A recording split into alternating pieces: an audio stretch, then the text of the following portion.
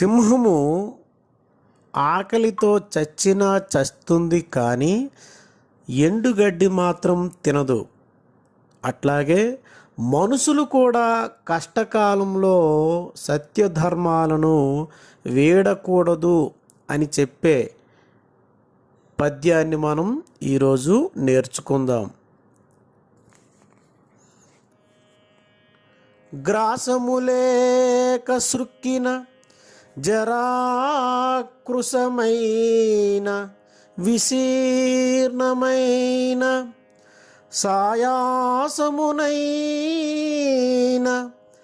నష్టరుచి అయినను ప్రాణభయార్తమైన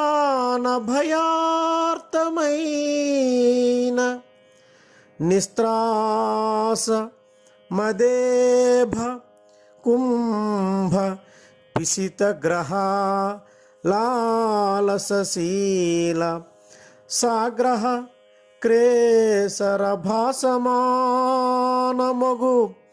కేసరి జీర్ణతృణంబు మేయునే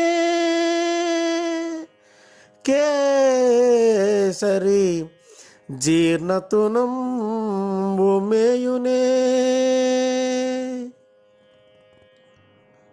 భావము: జంతువులకు రాజు వంటి సింహము అభిమానము కల జంతువులలోకెల్లా మొట్టమొదటి ఎన్న తగినది అయిన సింహం ఆకలితో డసిపోయినా, ముసలితనంతో చిక్కిపోయిన, కీళ్ళు సడలిన, కష్టస్థితి పొందిన, కాంతి విహీనమైన, ప్రాణాపాయ స్థితిలో ఉన్న మదించిన ఏనుగు కుంభస్థలాన్ని పగులగొట్టి అందులో మాంసాన్ని తింటుంది తప్ప ఎండుగడ్డిని తినదు. అట్లానే మనుషులు కూడా ఏ కష్టకాలంలో ఉన్నా సత్యధర్మాలను వీడకూడదు అని ఏనుగు లక్ష్మణ కవి గారు చెప్పినటువంటి ఈ పద్యాన్ని మీరందరూ నేర్చుకొనగలరు. ధన్యవాదాలు.